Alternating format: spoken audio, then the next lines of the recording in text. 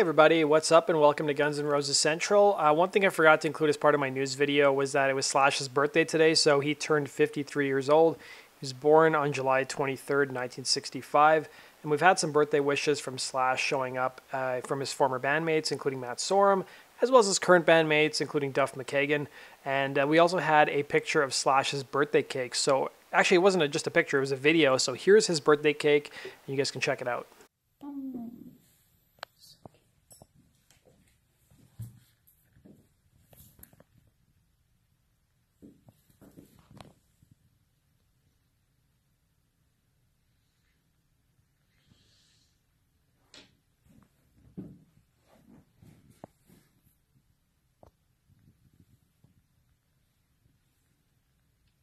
So as one would expect, it's dinosaur themed, and I don't know if this was taken in Iceland. I'm assuming it was because Guns N' Roses are going to be playing their last show of the Not in This Lifetime tour there. We also had this post from Matt Sorum wishing Slash a happy birthday, and then we had Duff taking things an extra step further, acting super punk rock with his birthday wishes to Slash. I didn't see anything from Axl, which he typically doesn't do because he doesn't tweet very much, or anything from Gilby this morning, but there were a lot of fans on Twitter and social media wishing Slash a happy birthday. In other news we had today, we also had some behind-the-scenes footage of Slash working with the conspirators and Miles Kennedy on his upcoming record, Living the Dream. So this was posted on Megan's social media page.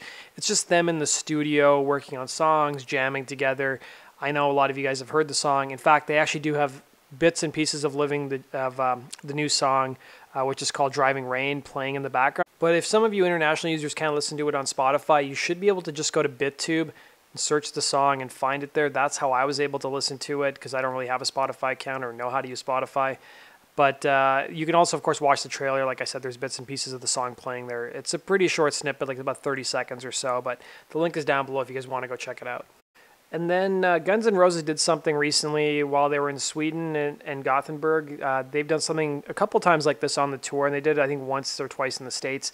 So the first 25 people who actually went to a landmark in Gothenburg would get a free signed and used drumhead from Frank. Now, I don't know if Frank was handing them out himself, but the first 25 people who'd go there would get one. And they did something similar. I remember after we went to see the LA show in November, they did something similar to the Troubadour. Like the first several people would get a signed drumhead, and Frank was there giving out the drumheads too, which was pretty cool. They did something similar in Paris where they basically hid like a bunch of guitar picks around the Eiffel Tower. Now, I wonder if somebody could call on Guns N' Roses to the police for littering or something like that, but that's pretty cool. If I was around the area, I'd definitely go try to get a signed drumhead. And finally, today on YouTube, Richard Fortus gave just a run-through of his gear that he's been using on stage as part of the Not in This Lifetime tour. He gave the interview to TC Electronic. It's about 26 minutes long, so if you guys are real fans of, more of the technical stuff, and maybe you're guitar players yourself, I've linked to that interview down below. It's already got almost 8,000 views, and it's only been up since a couple days ago. Now, I'm not sure which. I guess this was in Denmark. This was actually taken. So it was a couple weeks ago that it was shot. So they go through the amps, the pedals, and all the guitars that he uses. And he seems like a pretty cool dude. So I'm glad if somebody had to play rhythm guitar for Guns, if it wasn't Gilby and Izzy, I'm glad it's probably Richard. Also want to let you guys know that after yesterday's podcast, we were supposed to have journalist Steve Rosen on. I want to give Tony a huge shout out. He's the one who suggested we talk to Steve. And he's interviewed the guys from Guns N' Roses a lot. And what was funny is we did about an hour-long interview with him over the phone. He's from LA. And his best stories actually weren't Guns N' Roses related.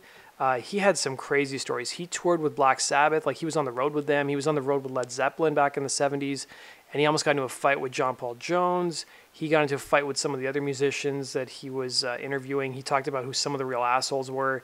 And these are like well-known musicians. And his career was really fascinating. And he's still working in the industry. And we talked about a lot of different things. So that's going to be going up soon. But if you guys are supporting us on Patreon, you're going to be getting this interview early ahead of everyone else. So now's a good time to go support us on Patreon if you guys are interested. The link is down below. So that basically does it for today's news, guys. Thanks for watching. Be sure to go on over to gnrcentral.com for the latest and greatest Guns N' Roses news. Also hit the like button and subscribe if you love Guns N' Roses as much as I do. There's going to be some more true stories coming up this week. Also go check out our podcast on iTunes if you guys want to listen to it while you're on the road or maybe while you're working out. Thanks for watching, guys, and have yourself a good one.